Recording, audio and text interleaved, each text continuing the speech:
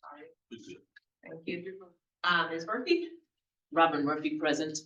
Mia Blitzstein present. Jennifer Lowman present. Leah Mulhern present. Do we have any board members online? No. Okay. Thank you.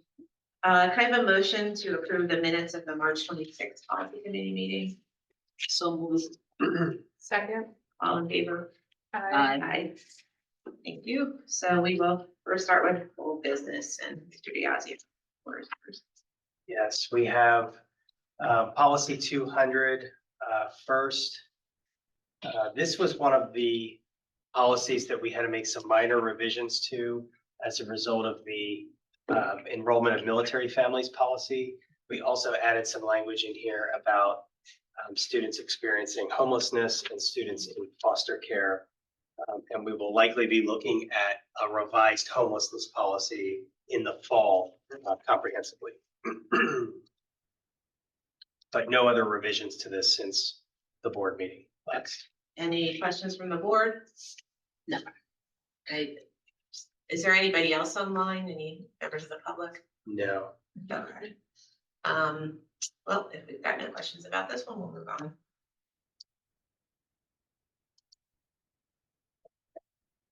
Next is 217 graduation requirements.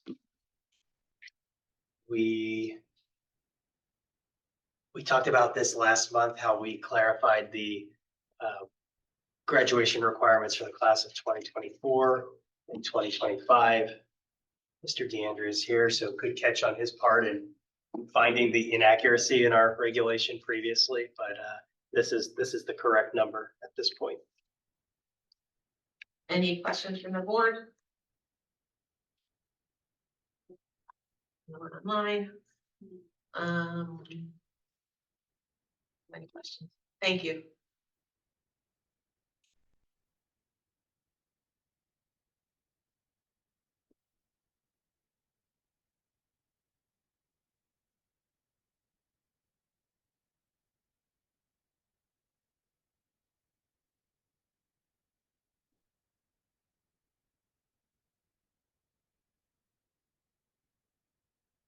Next policy, tax levy. Yes, this was just a routine review of the tax levy policy. The only revisions here, other than some non-substantive grammar changes, were updating of the title from business manager to director of business services. No changes, no further changes to this one since the board meeting. Thank you. Any questions from the board? No. Thank you, Mr. Diazio.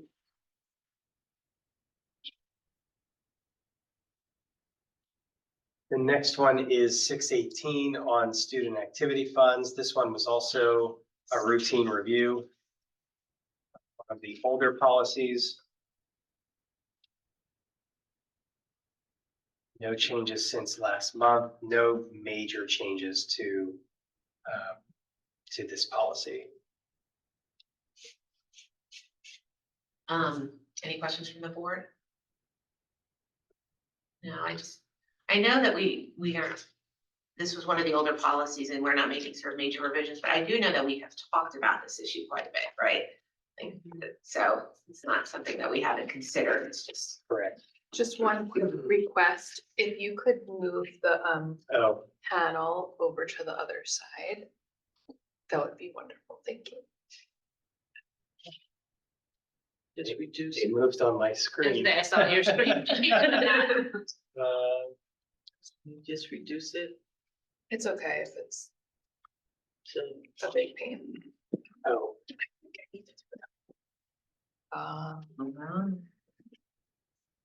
Perfect. Thank you. you see the, but then you can't see the number. But he can see. I can see it on my screen though. Doesn't make any sense to me.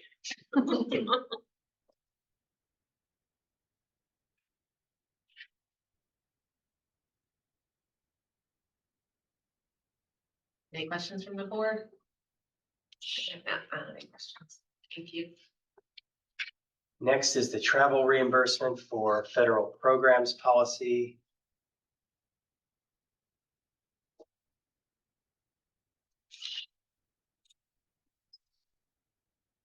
Just a routine review again of this one. No major changes, no changes at all since the last meeting. Any questions from the board? Thank you. Next is 257, which is the suicide prevention and self-harming behavior. I think we had a good discussion about this one last month when Ms. King was here. We didn't make any additional changes since this got moved forward, other than there were some revisions that were discussed at the meeting.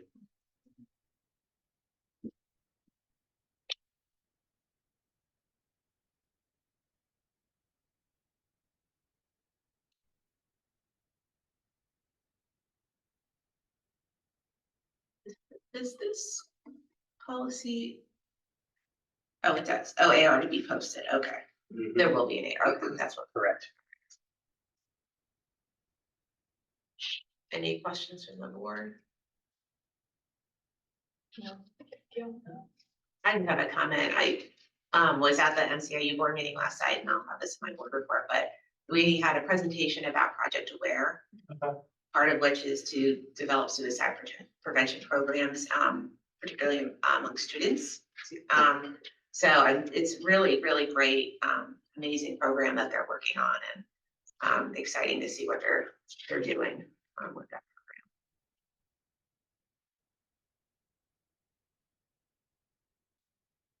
All right, and then moving on, the next item is procurement cards.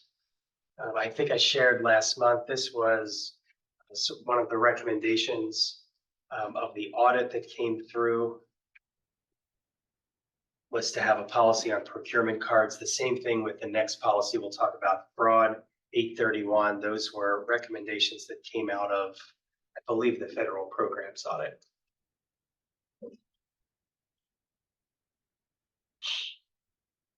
Any questions from the board? No. Thank you. And take a look at 831 as well. Pretty simple policy here.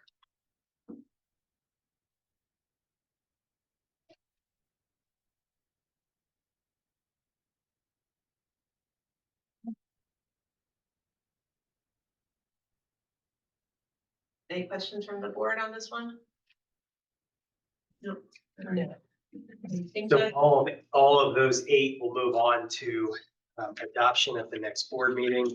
And now to the items for this evening, we have a number of new business items. First up, and these are all, the first 3 are just routine reviews based on the age of the policies. First is the controlled substances policy in the students section of the manual. Give that a second to load here.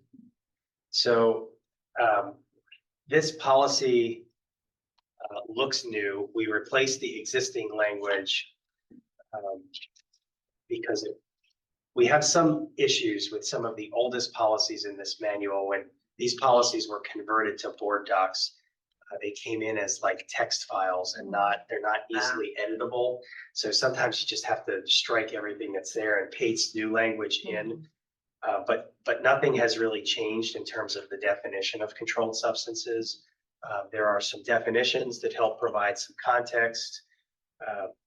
And essentially the policy prohibits controlled substances as we define them. And then there's in the administrative regulation, we removed the language on off-campus activities because the ability of school districts to regulate off-campus has become much more difficult because of recent case law in general. But our discipline policy already contains language that applies to all of the discipline policies. It says that our ability to regulate off-campus conduct is essentially just whatever the law provides. So we don't need separate language in this policy about off-campus regulation.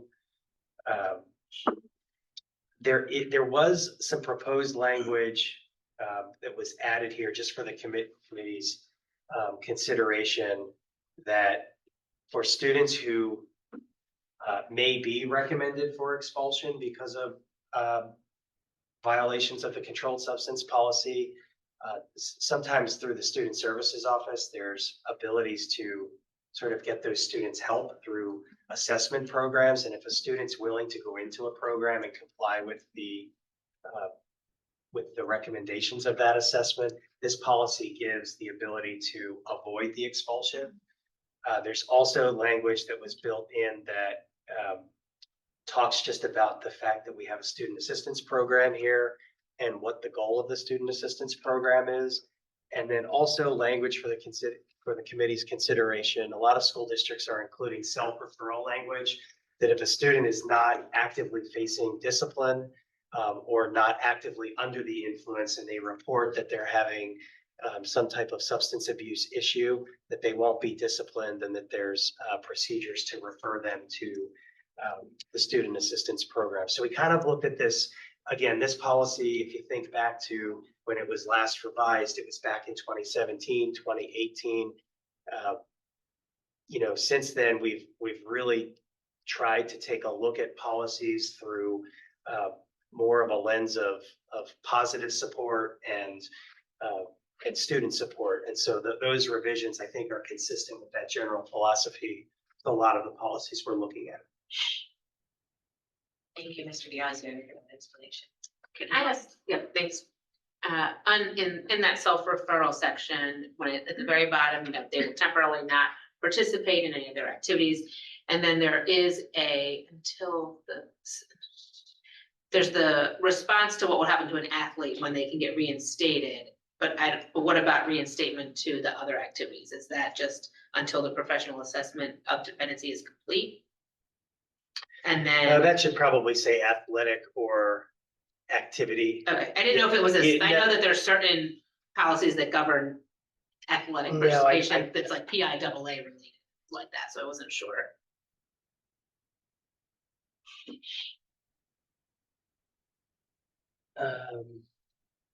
Athletic or Student activity. will temporarily not participant. participate in any. I think this could just say the student, essentially that last sentence could say the student will be considered for reinstatement after the evaluation is complete. Okay, yeah, I just wasn't Yeah. sure, thank you. Any other questions from the board? I just have one question, Mr. Diazio, because I am deeply naive about these things. The definition of controlled substances, does that includes, I assume, vaping products? So I think, let Wondered the same thing. me go back to because I brought reinforcements here. So just to talk about any questions that you have about how this plays out. So there's a separate policy on vaping, tobacco, and nicotine, where this sometimes gets, and that policy is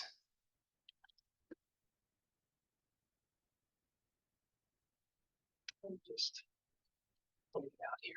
That's policy 223. It'll come up here in a second.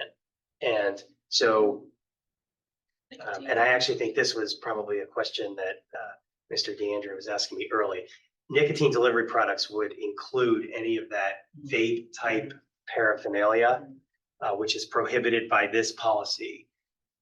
Now, sometimes students use those devices with a non-tobacco type product, but a controlled substance-based Exactly. product. Yeah. And that is prohibited based on, so depending, the device itself is generally always prohibited under both policies.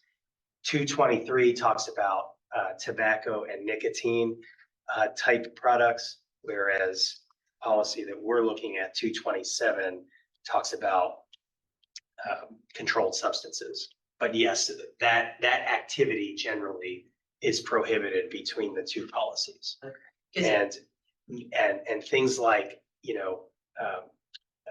marijuana, THC, things like that, they're all part of controlled substances that are prohibited by federal law. They're all Schedule 1 drugs under federal law. Okay, yeah, that was my question, because I know that's what's faked most frequently. Ms. Felicity? So I just have a question about 8 there, the prescription or non-prescription over-the-counter meds. Can you just clarify for me if a kid, for example, who gets migraines Mhm. and the nurse has, possession of their medications, but are they permitted to carry Advil with them if they have permission to receive Advil at the nurse's office, are they also allowed to carry that with them? Generally not No. by policy, and that's consistent with Department of Health guidance. I get it that it gets really tricky on a practical basis, Right. but our policy, from a policy standpoint, we've always felt that we have to reflect the guidance of the Department of Health. And nurses actually are not allowed to delegate the administration of medication to non-nurses. Now, there's a few exceptions for diabetes management medication, for AEDs, for yes. So, and that's all outlined. We have a medications policy where all of that's outlined. Thank you. Any other questions from the board?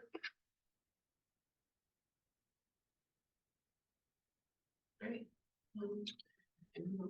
All right, we'll go on to 233, which is the suspension and expulsion policy. There were not really many changes to the policy here, other than a statement that the board would publish the offenses that carry with it potential expulsion. That already exists in policy 218. And then when we move over to the regulation, not a whole lot changed here. We added some clarifying language about purpose of informal hearings. Some of this was just minor rewriting. We changed the gender pronouns to gender neutral. Changed, the age 17 to a more general term of compulsory school age, since that age has fluctuated in the past. We do include and we do attach here, some of these attachments are the procedural safeguards notices that students get in connection with any hearings that they're involved with. And we just, I think I shared with the board last month, but we just did, Mr. Dandria facilitated a sort of like a PD activity with the assistant principals at the high school last month, and we reviewed this policy and sort of a process, and the letters that have to get issued and how to handle different situations. And we also generally talk a little bit about this policy at the August admin workshop. So this is something that the administrators do get to talk about in group settings a couple times a year. It's an important topic, and one that's important that we consistently implement so that we don't get accused of handling certain things certain ways in some places and not in other places. Yeah, I appreciate that. Any questions from the board? Ms. Conley? Mr. Giazzo, where it talks about down a little further about home alternative education, and then which may include home study, that's struck out. Is that struck out because it is an alternative education, or it's no longer? So home study is one of many different. It could be homebound education. It could be sometimes it's temporary instruction on the VLN program. Sometimes it's homebound instruction if the student has any type of medical. So it just seemed weird to call out one activity when all the other ones They're all were. considered alternative education. Correct. Okay, that makes sense. That's right. Thank you. Any other questions from the board? Since we have Mr. D'Andrea here, and I have raised this issue before, what's the status of the revision of the student handbooks? They were revised by the building teams shortly after the start of this school year. They were done in like October or November. And at that point, my recommendation is never to roll out a new handbook in the middle of a school year. Sure. So, and in fact, Dr. Feely's office was in touch with me a couple of weeks ago and said, let's start the handbook review process now. So that for the new school year, the goal is to get revised handbooks out. They actually are not, in recent years, they have come a long way. A couple of years ago, they were not in very good condition. One of the areas where we still have some work to do is making sure that because this group has revised a lot of policies, we have to make sure that every time a policy is revised, every handbook gets updated. And Dr. Scriven and I began to have some discussions about maybe moving to like handbooks by like levels. So like having one handbook for elementary. Currently, Myers has a handbook, Cheltenham has a handbook, Wyncote has a handbook. Certain schools have, and there's nothing wrong with that, but we're all part of the same system. So we're trying to think about how to standardize them. So it's been an ongoing discussion and something that I hope by the start of the next school year, we can really bring to life. Just one follow-up question about that. Yeah. Is there that much difference between the handbooks in each elementary school? That they're each, If you went around and took the four and if you included EP, there's nothing, some of them are much shorter and some of them are much longer. okay. And it's not, it's just really principal choice in terms of what you put in there. It's not that you could find all of the information between the handbook and what's online. You know, and the good thing is they're not saying inconsistent things. It's just that some handbooks include some topics and others don't. So Thank you, that makes sense. And correct me if I'm wrong, Mr. Gazio, the more important thing actually is to make sure that your handbooks, wherever they are, wherever they may be, align with your school, your board policy. Correct. Because that's what can get districts in trouble. correct. Yeah, is if your handbook, your student handbook, of which parents have been made aware, says one thing is gonna happen if something happens. Correct. Your board policy says something else. And one of the things we're going to try to do, and a number of the schools have already done this, is instead of copying and pasting text from policies into handbooks, you link to the policies. And you might give like a 2-sentence summary of a policy and say, to learn more, click on this link. And then as the policy changes, you don't necessarily have to update the handbook. Yeah. Makes a lot of sense. Thank you. Any other questions from the board? Thanks, Mr. Diazio.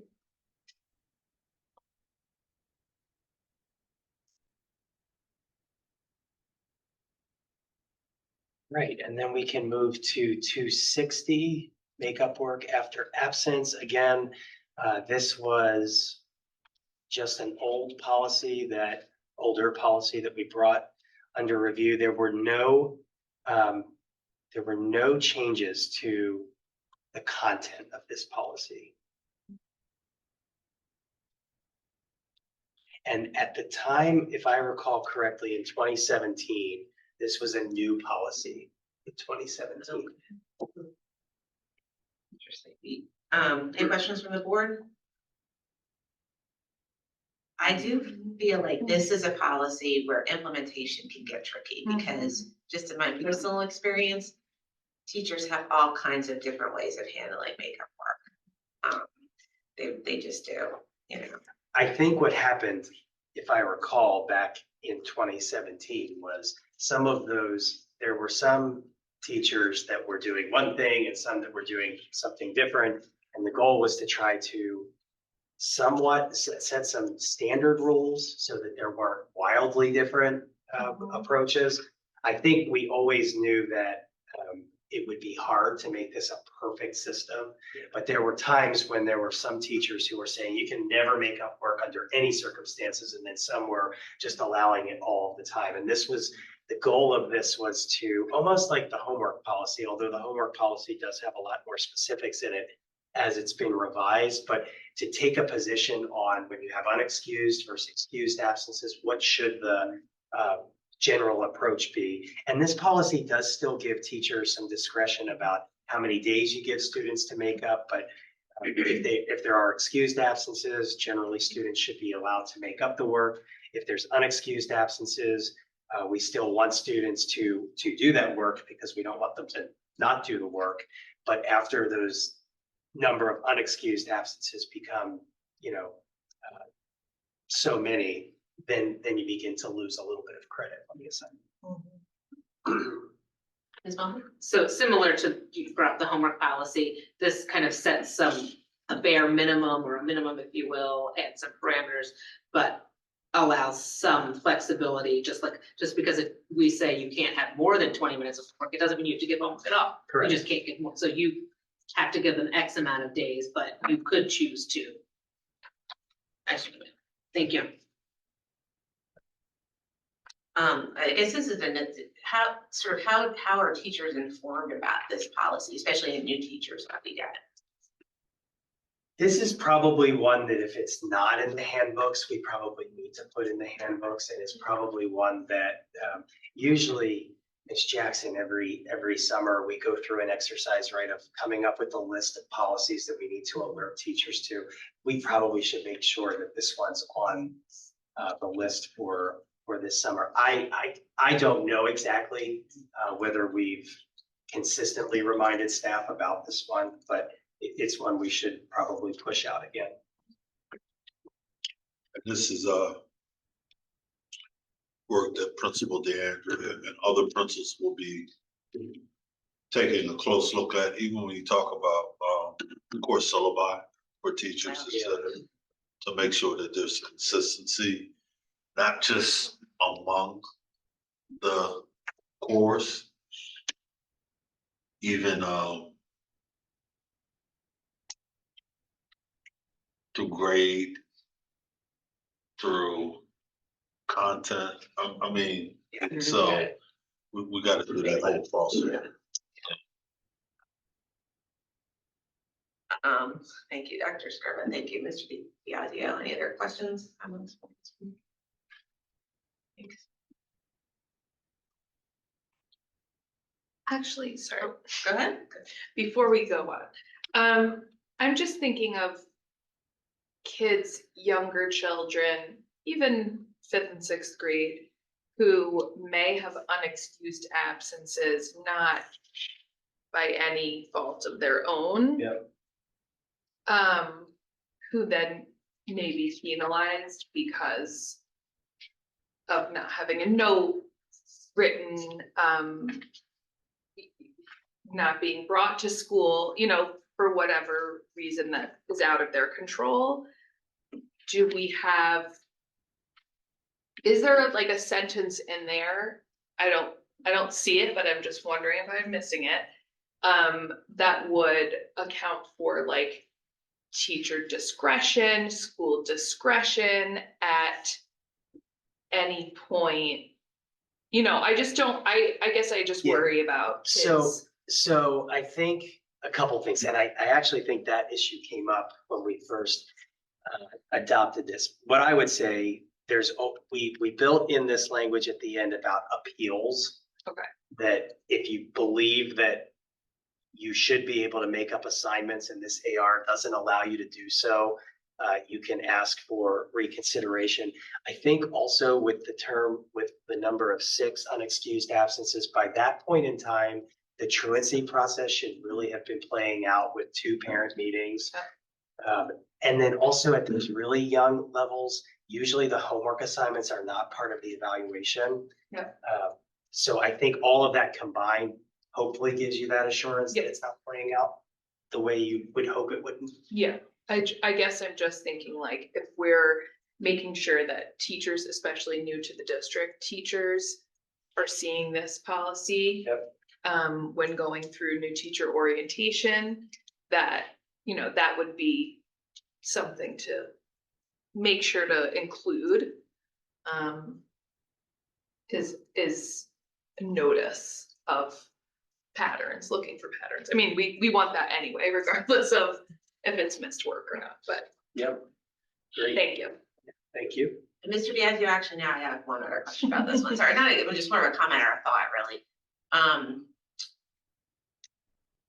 In my previous life, this issue of excused versus unexcused absences and when you can make up work came up a lot around kids with chronic illnesses, kids who had Section 504 plans. And I don't know if there should maybe be some reference to like to that possibility in this, that if you have a child who has chronic migraines and has a Section 504 plan, that the accommodations that are listed in that need to be followed. Yeah, we can, I think we can add that. Yeah.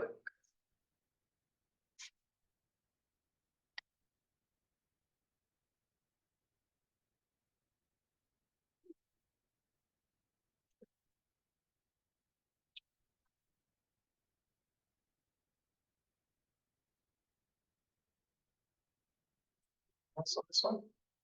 So thank All you. right, and then we'll go on to, so 823 is I know the board has been looking for an opportunity to have some discussion about sustainability. So where we were, so back in 2021, 823, which is the energy management and sustainability policy, was revised. And if I recall correctly, the board's discussion at the time was they liked the content of 823. We made some revisions. We made it a stronger policy. But a lot of the policy focused on energy management and appliances and things like that. And the board wanted to have some discussion about some other types of sustainability initiatives. At the time, we had built this tentative date to a goal set to have a sustainability plan by 2022, and we just didn't come back. We just didn't get back to it, right? COVID was at that time, and then there was a transition in the superintendent position. Then the board was working on strategic planning. So now we're back at 823. And I think the thought for this meeting was to just give at least this committee an opportunity just to talk about some ideas you might have. Mr. Holman's on the Zoom this evening. And I think really that the admin team is just looking for any feedback from the board about topics you might want them to think about. We're not necessarily suggesting that this policy should be moved forward to any type of first reading, but this is just kind of step one to just get some ideas out there for everybody to think about, with the thought that maybe in the fall this would return with some proposed edits. Mr. Holman, is there Good anything like, evening. hi, How's everyone doing? good, how are you? Just great, just great. I'm guessing you have some thoughts about that? Yes, I do. We have a lot of things in the works. Had a meeting at Glenside on Monday with the Young Recyclers Environmental Club, and that was awesome. Just really want to hear what direction you guys want to go in, if that's okay. Sure. So if I could just jump in. I would say, why don't you just give the board a brief update around the current work around sustainability, where you are with revision. And I think that's a better starting point. Okay, fair enough. So what work has been done, right? Of course, we've talked about the purchasing of zero-turn mowers with a deck width of 60 inches, up from 48, allowing us to cut 5 acres. And I'm sorry, 2.5 acres per hour with the 60-inch deck. We can mow, 48-inch width, allowing us to cut 2.5 acres per hour. With the 60-inch deck, we can cut 3.1 acres per hour, thereby reducing our carbon footprint exponentially over an 8-hour day. We've also installed a bottle filler in the weight room of the high school. This will encourage student athletes to use water bottles. A water softener has been installed in the domestic hot water system at the high school. The benefit of having water softener is that the unit isn't working as hard to heat the water, which allows for a long life of the equipment. By using water softener, the district has the ability to reduce water usage. Hard water requires more soap and detergent to create suds, which means you need to use more water to rinse away the excess soap. Soft water, on the other hand, lathers easily and requires less water to rinse away the soap. This can help reduce the amount of hard minerals in the water supply. We are also reducing the amount of energy needed to heat the water. Hard water can cause buildup in our hot water heater, which reduces its efficiency and increases our energy usage. By using a water softener, we are extending the life of our hot water heater and reducing our energy consumption. Now, our current work, reviewing policy 823 regarding energy and sustainability, determining what can be done better, and attacking the low-hanging fruit. Sustainability plans are a living and breathing document, right? So current work, what we're doing is we had 6 dumpsters at the high school, 8-yard waste management dumpsters, 5 in a loading dock area and 1 on the top side of the building by the gym entrance. The goal is to continue downsizing to get to a point of needing a compactor for waste. We have reduced the number of 8-yard cans from 6 to 3. 2 are trash and 1 is recycling. This end goal is to reduce the number of pickups from 3 days a week. It's just a goal. We shoot for goals. We might not make the goal, but at least we get close to it, right? So reduce the number of pickups from 3 days a week to 1 day a week as a compactor compacts garbage to a 3-to-1 ratio. We are currently not utilizing waste management dumpsters to capacity. This will also reduce costs, reduce the number of times the trucks come to the school, reduce the number of lifts, and to make the district more sustainable. Gaining momentum with the recycling club at Glenside. I believe if we can set the standard at the elementary school level, then we can develop a mindset of being good citizens that will be future ambassadors of a sustainable world. Turf tank robotic athletic field liner. These savings are based on 118 field linings. However, currently we have 129. When I say linings, that's painting of the fields, striping of the fields, football fields, lacrosse fields, soccer fields. So we asked Coach A.D. Fleury to give me a number today. We have 149 linings per season is what we have. So what the robotic athletic field liner does is it utilizes less paint and less manpower. It saves $23,440 per year. Now, you say, how does it do that? Well, we currently utilize 529 man hours per year lining the fields. With Turf Tank, it will be 13 hours. Paint consumption, we're currently using 1,285 gallons of paint a season compared to 231 gallons of paint with Turf Tank. At $25 per labor hour, that's $12,900, plus the $10,540 of paint at $10 per gallon. That's where it comes up to $23,440. Our future work, we're going to further the installation of bottle filler stations around the high school and also EP. We're going to purchase a robotic lawnmower for the courtyard of the high school. The gentleman came out from, I want to say Little's Mowers, gave an assessment, said that they can do it. They had to come back out and bury the wire. Have you guys seen robotic lawnmowers? I just saw one on a golf course the other day. Okay, so you understand how it works. It comes out, goes back and forth by itself. Totally autonomous. So we had a meeting with revision on the 15th of April to go over the sustainability report for the high school and to go over the next steps. We have not met as of yet. There is a grant available that Tremco Roofing Systems has agreed to help us apply for. This is to provide a new roof, new installation rather, for the high school if the installation is needed, and also add a dedicated outdoor air system. Essentially, it's air conditioning, also known as DOAS. We are hoping that we qualify for a roof renovation instead of a roof replacement.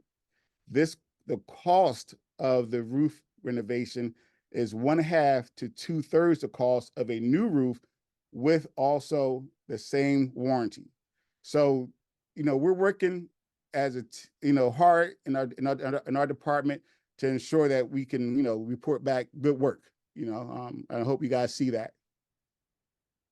Yeah, we appreciate that. Thank you, Mr. Holman, for that Mhm. rundown. You're welcome. I have a question.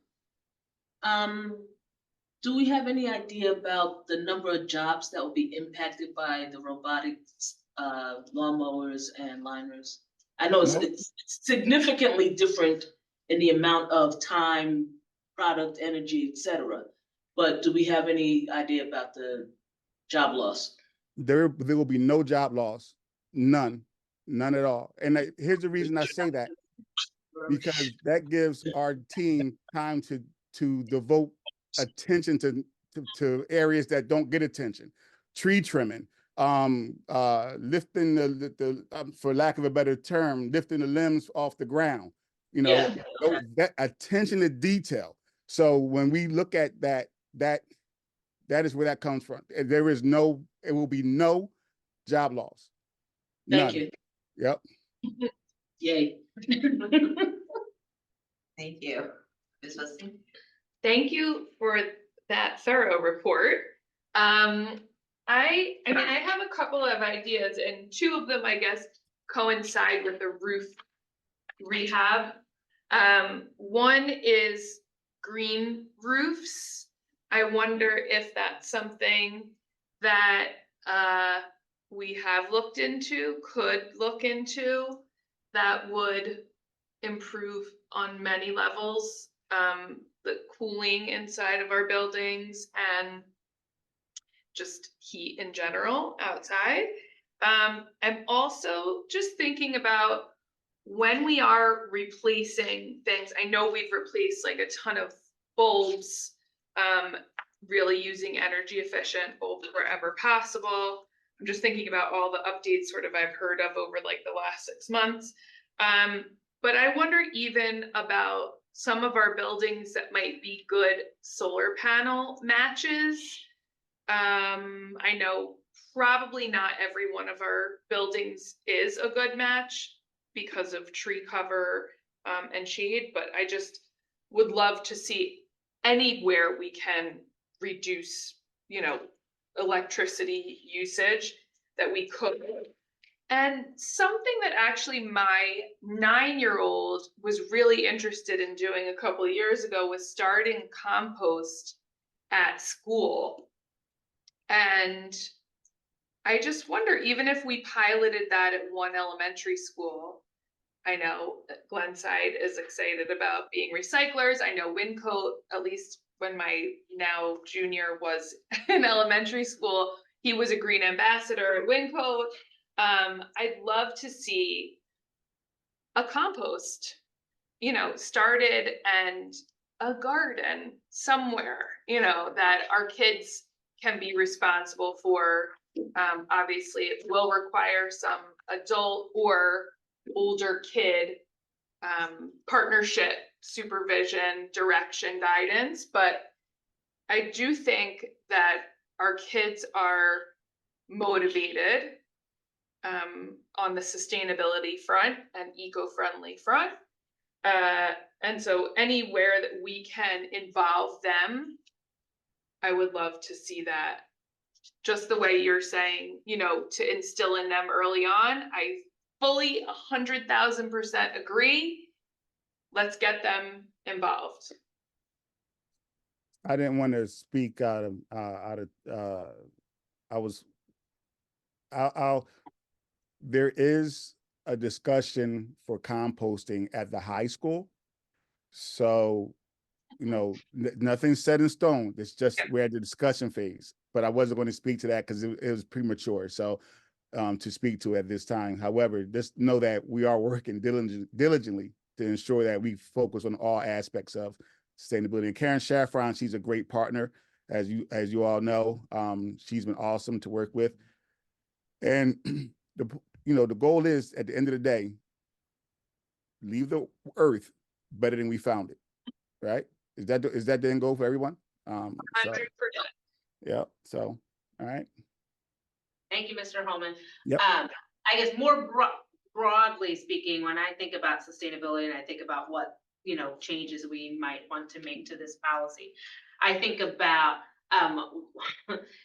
policies are meant to kind of be a broader, perhaps, they're not descriptive, they're more descriptive, they're not prescriptive per se, or at least in a level of detail. And I think about how, we have policies about the way that we want to, when we go to bid out for a job, we want to look for companies and businesses that are diverse and that, maybe are women owned or person of color owned. So I think about that in terms of sustainability. I guess it makes me kind of think of, a framework loosely that talks about, I guess with any decision we're making, a mind for sustainability in general, but also that, any ideas we have, whether they're, small, the low hanging fruit, if you will, or whether they're, huge, grand ideas, I think about the sustainability of the idea and the project, because I think a lot of this has to do with being good stewards of what we already have, whether that is our buildings, our time, the person hours you're talking of, the money we have, and, kind of fitting this all together in one puzzle so that we can make our buildings and the things that we use to be more, whether they're more environmentally friendly or they reduce less weight, all kinds of, ways to look at it. But I guess I think a lot about not wanting to get so into the weeds, and we could think of a million ideas that would make all of your jobs a lot harder, I think, right? So I guess trying to balance that of, what is realistic, but then, kind of push ourselves a little bit too.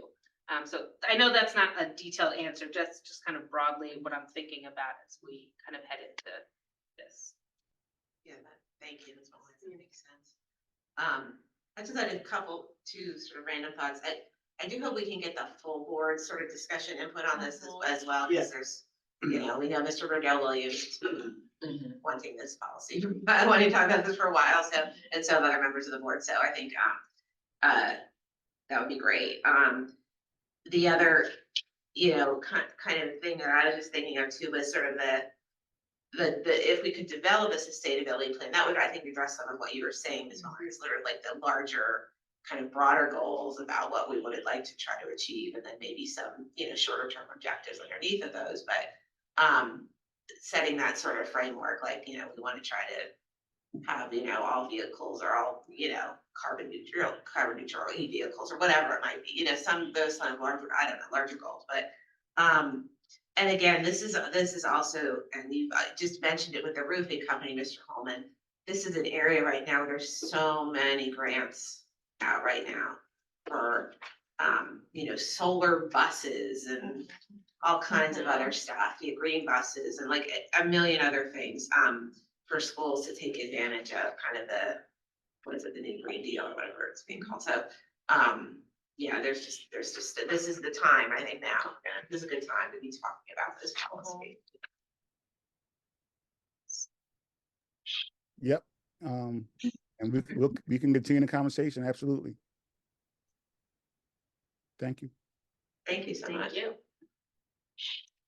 Sorry, one other thing. I'd love to sort of see language in our policy that supports like symbiotic relationships between our schools and their projects. If we've got composting going on at one school, can the soil go to a garden at another school? Just anything that we can do that would, connect our schools to each other, and also reduce waste and extra spending and, look for that, be mindful and like purposeful about creating those kinds of connections. So, That makes me, do we have a sustainability committee? Not, obviously not a board committee, but, I don't, maybe that's something down the road that could help manage those. I don't wanna create more work for people on No, board. I mean, that's. But I think, we have our, like we have our curriculum committee, we have a calendar committee, like things where there's these important topics that really cross all schools up and, horizontal, vertical, admin. An idea that maybe if you have some representation from different areas in the district, a thought. Yeah, thank you. And I think committees don't need to go on forever. No, it can that's be the other a- thing, Define we it. had a communications committee, now we don't, because we didn't need it anymore. So, I think, Or health and wellness, I think is that the name of the one committee, Yeah. but that doesn't, they don't need to meet every month either. They right, can no, meet that's the other once- thing. Twice a year. Yeah. Share with Yeah. them. So I think it's. We'll look at, there's a mini committee, but we can look at establishing a something, robust committee. Okay. So we'll put that down as the next step. Yeah, and again, just to echo the getting students involved, because they're the Yes, ones with the yep. real ideas, the energy behind this. Agreed. Yeah, they're motivated.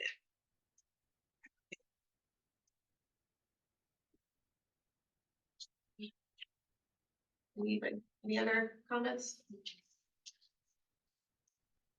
Well, thank you, Mr. Diazio, for raising this, and Mr. Holman for starting this conversation. This is exciting, and I hope that we can continue this and, bring it to some more concrete. Yeah, and at some point, the facilities committee could also look at pieces of this. I think at one point in time, the thought was, we had done some policy work a couple of years ago, and then the thought was, well, maybe then we'll have the facilities committee look at it. But then there was a lot of transition, there was COVID, again, we're just getting back to it, but recognizing that this was our final policy committee meeting for the year, we wanted to at least make sure that this got some space to have some discussion in policy before the year closes out, but this is just a start, not the end of the conversation. Thank you. Well, great. Well, I think that maybe it. Thank you, everyone. Do I have a motion to adjourn? So moved. Second? Second. Thank you. Meeting is adjourned. Thank you, Mr. Holman. Thank you.